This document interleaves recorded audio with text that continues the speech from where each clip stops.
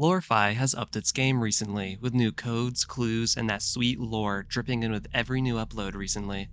We have tons to sift through since the last time we visited the LoreFi conspiracy board, and there's tons more to talk about, so let's get right into it. Roll the intro.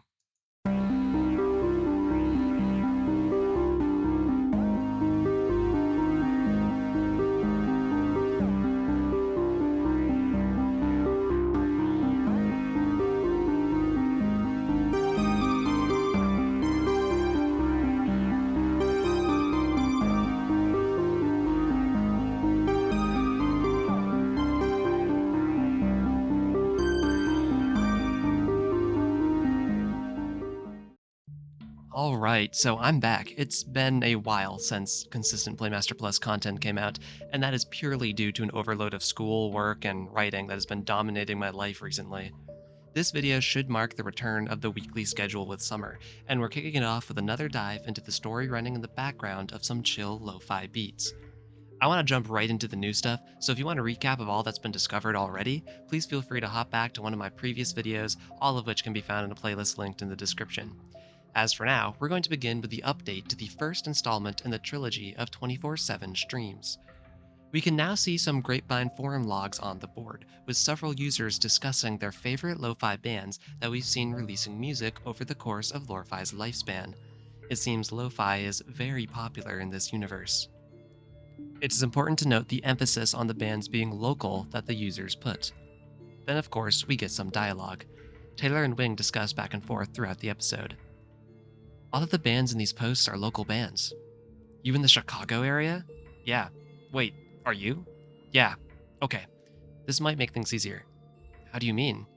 I need to put the virus back on my computer with internet, which means whoever this bastard is will be able to see my system and messages again. Unless we meet in person. Boom. Exactly.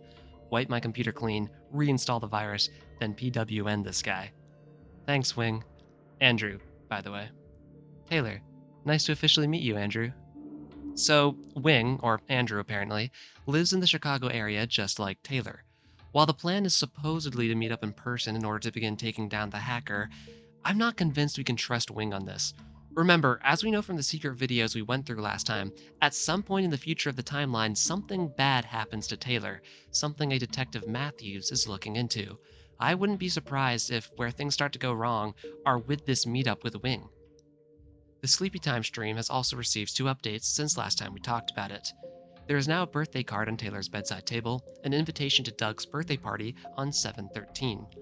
Doug is the boy Taylor seems to have a crush on from the Valentine's post, and there's a sticky note with hearts next to the birthday invitation here, further solidifying this notion. It should be noted that 7/13 is the same date as one of the tickets to Remnant that Taylor has. Here are the new messages between Wing and Sephi. Did you wipe it? Only because Perplexa told me. So you found it? No! Like I said, my version is clean. Well, the one you sent me wasn't. Huh? I found the floppy you sent me. It's basically the only floppy I ever got. Easy to find. Well, I think one of us may be lying. I think one of us just may be. Let's cut the BS. I don't trust you. I don't know your angle, but if you're messing with Perplexa, you have another thing coming. Let's. I don't trust you. This floppy has the damn message on it. So either you're messing with your friend and making me an accomplice, or I can't prove you're doing this, so for now, keep digging. But my eye is on you. Same. It seems someone here has to be untrustworthy.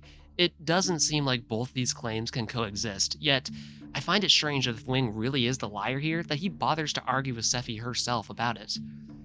Coming up, we see both of them message Taylor directly, which I would imagine would have been a better play for Wing to do initially instead of argue back and forth with Sephi, the person who would know she isn't lying if she's being truthful. I don't know, something about it feels weird.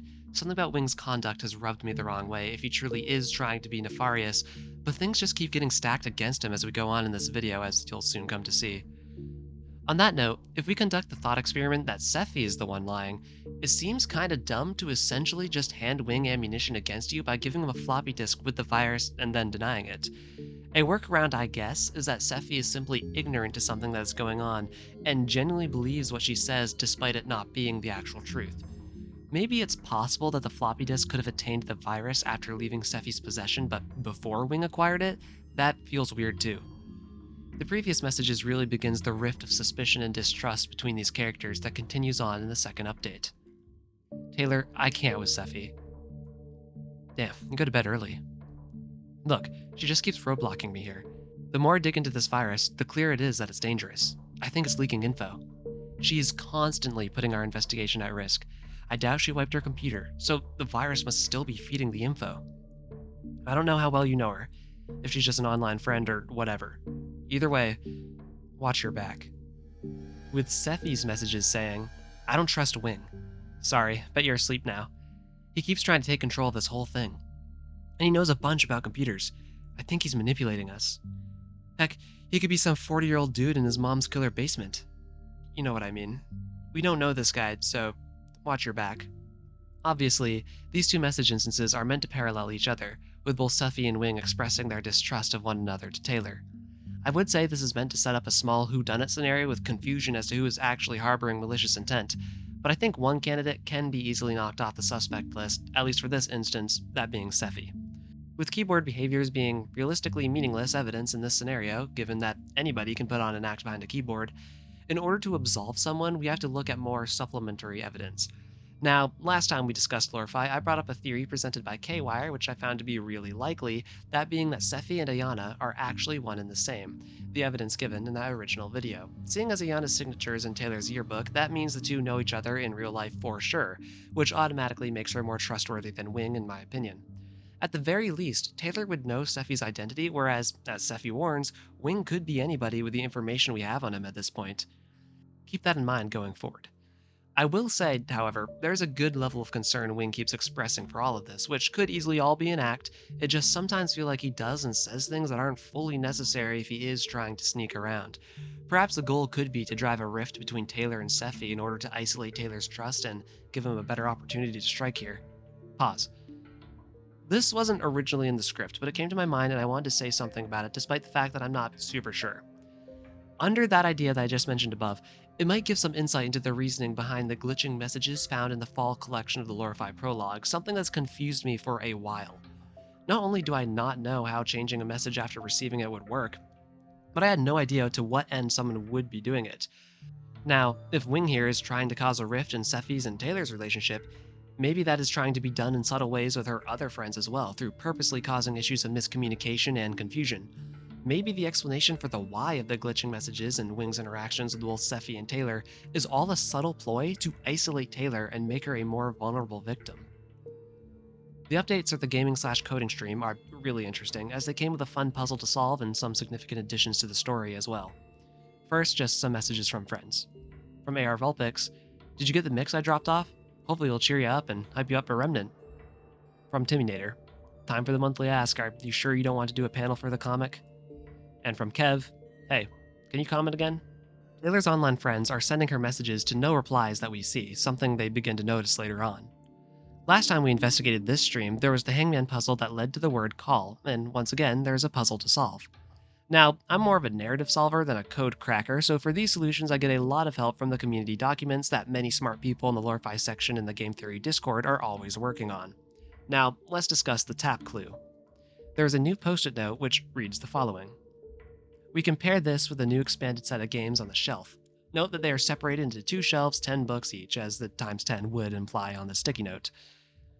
Every book title can then be interpreted as a number, either directly stated in the title or hinted at by phrases in the title. If you compile all the numbers, you'll get these following numbers.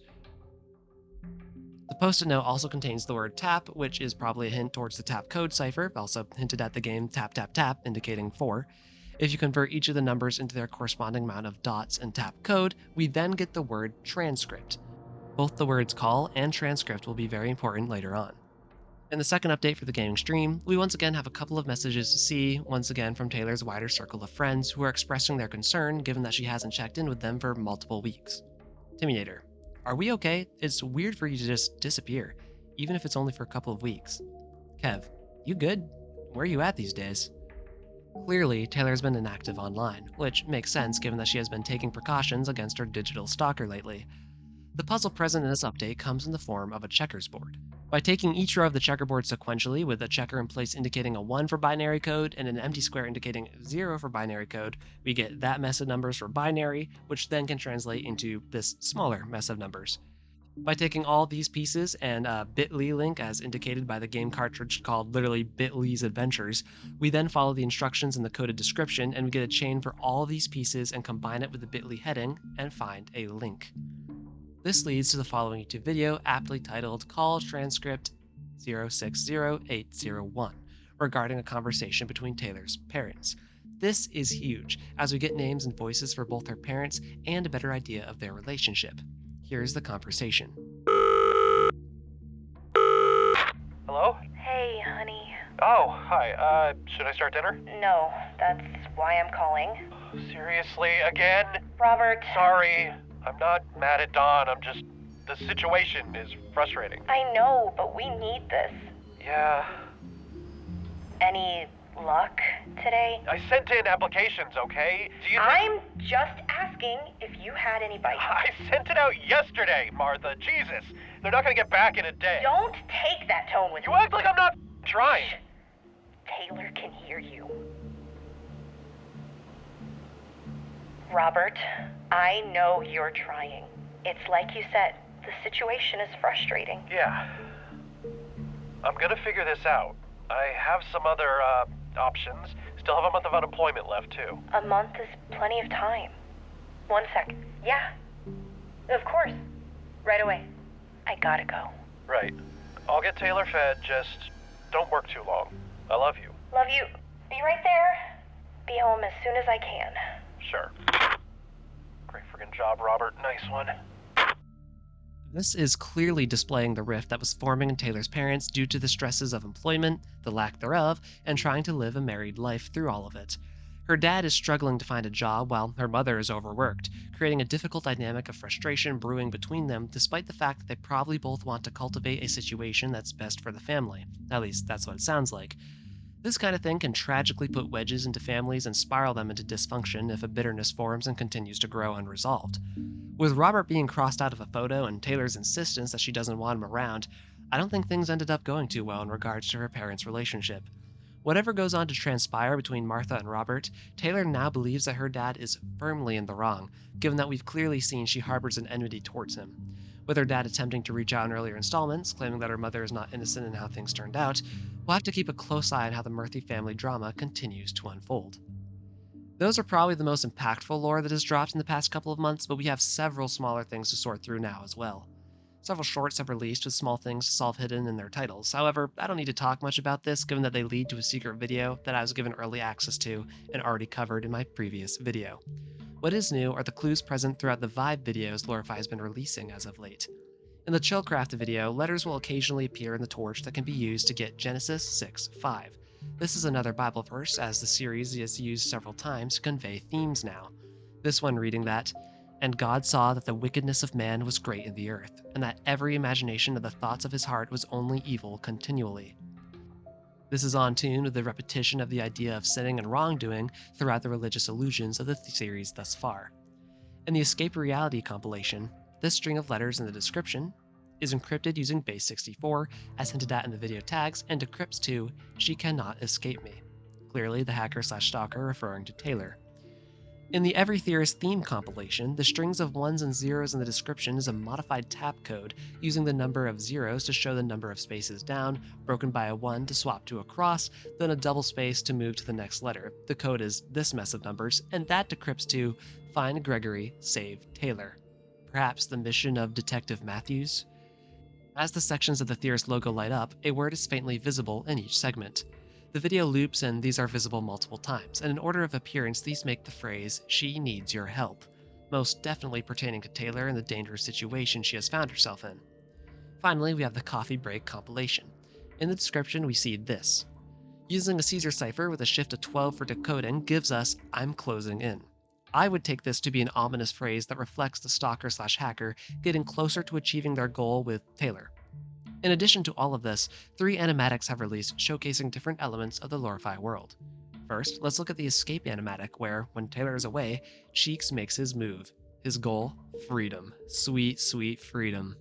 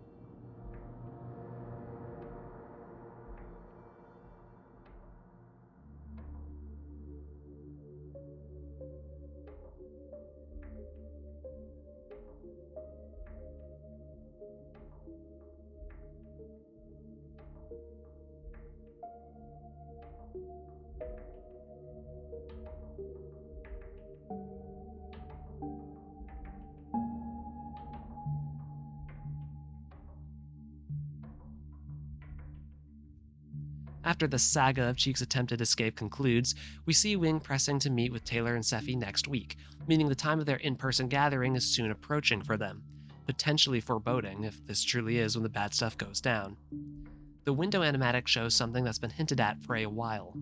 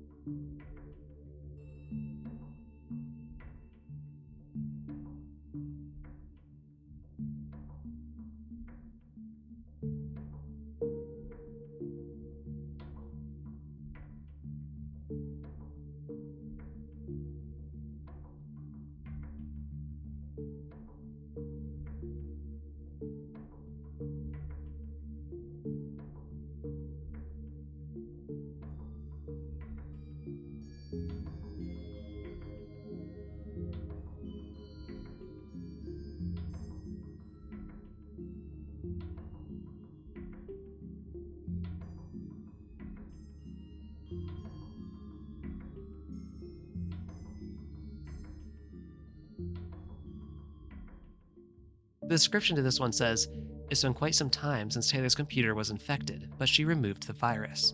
So, she should be safe, right? Right? I wouldn't count on it."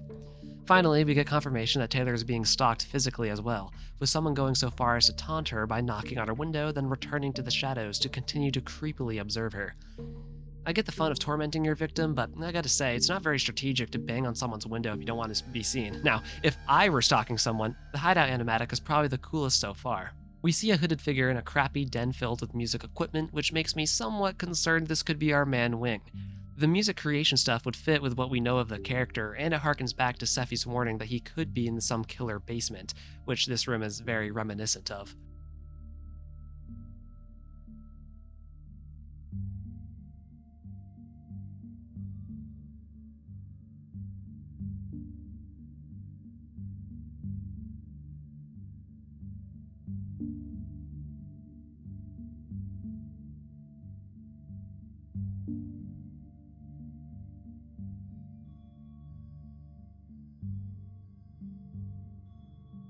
While the hooded man initially seems quite frustrated at discovering he has lost connection to Taylor's app cache, he immediately falls into a fit of evil laughter.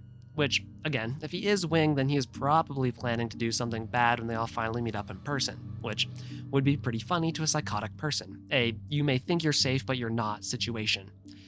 It's also worth noting that the description, in distorted text, says, "I will not be stopped by some insignificant insects," showing how little this guy thinks of the people working against him and how much ego he possesses for himself. All right, guys, so this is an unscripted segment because on the day that my video was supposed to come out, LoreFi released another animatic, something that I knew ahead of time but kind of completely forgot about. So this new animatic is called Lost, the description reading "Sometimes what you're looking for is in plain sight." Now that description correlates to the main plot of the little animatic where Taylor misplaced her pen or just forgot where she put it, had to look for it even though it was right there in front of her. Now the main source of information that we care about in this animatic is the calendar in the background that reads June 2003, both confirming the month that this is taking place and, probably more importantly, the year, which most of us were assuming it took place somewhere between 2003 and 2005. I had said 2004 for a while, but now we know for sure it's 2003. We can see that on the 11th, she has a note saying meet up at the cafe. At least I believe that says cafe. Yes, it does. And that could be perhaps the in-person meetup that her Wing and Sephi are planning. I don't know, but given that that's the last kind of thing that we were hearing about in the series, that could very much be it. And on the 22nd, she has the Remnant concert. So I don't know. We were wondering if something bad is going to happen in the in-person meetup. Maybe that's going to happen when they meet up at that cafe on the 11th. Maybe that happens at the Remnant concert on the 22nd. We'll have to see how all that goes because we also have the July 13th date on the Remnant tickets too. We're going to have to see where things go and where the whole Taylor Murphy case begins with whatever's going to happen to her goes down. So yeah, just wanted to include that so to have the most updated information. Also, I'm going to point out, like I said, while the description did correlate to her missing her pen and trying to find it, in this case, the year, something that we've been wanting to know for a long time, the information is in plain sight for us here, kind of being like, oh, haha, what you're looking for is in plain sight, just like in this video. Anyways, that's it, guys. And that's everything I've been keeping up with for LoreFi over the past couple of months, so please let me know if I missed anything in the comments below. There's a lot going on in the ARG these days. Also, let me know what you think of this whole Wing situation. Is he deviously playing Taylor? Is he one and the same with the creepy guy from the Hideout animatic? As always, if you enjoy storylines and reading, please check out my book series on Amazon or become a member of the Lore Hunter tier to have access to my audiobook content. You could also join my Discord server if you want to talk about lore, mysteries, or anything else related to Playmaster Plus. A huge thanks to my members, Night Rain, Casual T, and Joe Reed for being top fans of the channel. Remember to like and subscribe if you enjoyed. Links to everything are in the description below, and as always, the unknown persists, so the investigation continues.